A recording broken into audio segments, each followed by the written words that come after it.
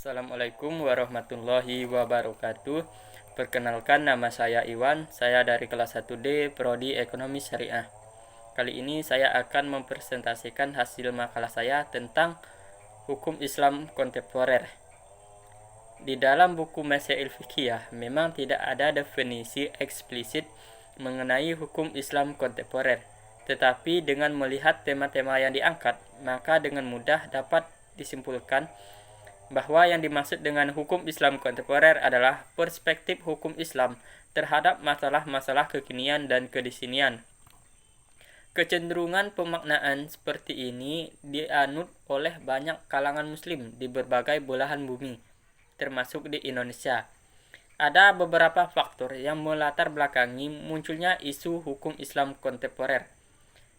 Pertama, arus modernisasi yang meliputi hampir sebagian besar negara-negara mayoritas penduduknya adalah umat Islam. Adanya arus modernisasi tersebut mengakibatkan munculnya berbagai macam perubahan dalam tatanan sosial umat Islam, baik yang menyangkut ideologi, politik, sosial, budaya, dan lain sebagainya. Yang kedua, munculnya keadaan baru di kalangan cendekiawan muslim kontemporer untuk menggugat kemapanan sistem hukum barat di banyak negara Islam. Ketiga, masih terpakunya pemikiran fikih klasik dengan pemahaman yang tekstual dan parsial, sehingga kerangka sistematika pengkajian tidak konferensif dan aktual, sekaligus kurang mampu beradaptasi dengan perkembangan yang ada.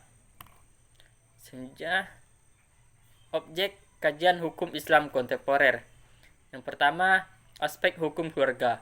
Hukum keluarga yang dimaksud di sini adalah semua hal yang terkait antara lain meliputi pembagian harta waris, akad nikah, biaya telepon, perwakapan, nikah hamil, dan KB. Selanjutnya, aspek ekonomi. Hal ini banyak terkait dengan penafsiran terhadap persoalan riba dan pengelolaan modal zakat.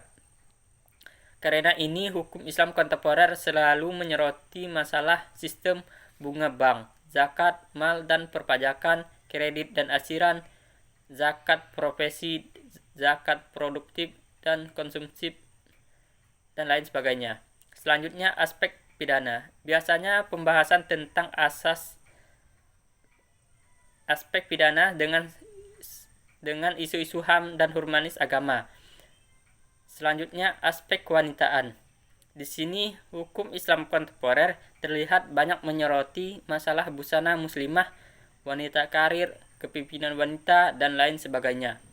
Selanjutnya, aspek medis. Perkembangan dalam ilmu kedokteran yang sangat pesat mendapat perhatian besar dalam kajian-kajian hukum Islam kontemporer. Antara lain pencangkokan organ tubuh, donor darah, bedah mayat, dan lain sebagainya. Selanjutnya, aspek teknologi. Perkembangan teknologi yang menciptakan berbagai kemudahan juga tidak luput dari sorotan hukum Islam kontemporer. Misalnya, penyembelihan binatang secara mekanis, seruan azan melalui kaset, makmum kepada radio dan televisi, memberi salam dengan bel. Selanjutnya, aspek politik. Di sekitar isu-isu politik, beberapa kasus menarik adalah perdebatan tentang istilah negara Islam, proses pemilihan pemimpin, mayoritas kepada penguasa, wanita sebagai kepala negara, dan lain sebagainya. Selanjutnya, aspek ibadah. Beberapa hal yang banyak dibahas dalam buku-buku Masail Fiqhiyah, misalnya tabungan haji, tayamum dengan selain tanah, ibadah kurban dengan uang, menahan haid demi haji, dan lain sebagainya. Selanjutnya, rekonstruksi metodologi hukum Islam kontemporer. Untuk merekonstruksikan metodologi hukum Islam yang sistematis dan konferensif dan juga mengoperasikannya, hal yang mendesak untuk dirumuskan dalam kaidah-kaidah ini adalah pertama-tama memformulasikan tentang pandangan Al-Quran terhadap dunia. Selanjutnya adalah merumuskan hukum yang selaras dengan kebutuhan kontemporer berdasarkan etika tersebut.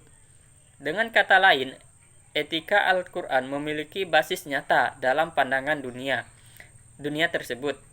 Moral, sosial, legal. Tugas kedua dalam operasi metodologi hukum yang sistematis dan komprehensif itu adalah penyusunan etika Al-Quran yang sistematis.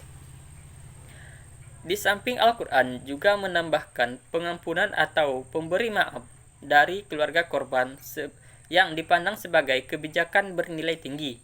Al-Quran menyatakan untuk alasan-alasan inilah kami tetapkan bagi Bani Israel bahwa barang siapa membunuh tanpa hak, yaitu membunuh seorang tanpa bersalah, maka seakan-akan ia telah membunuh seluruh manusia.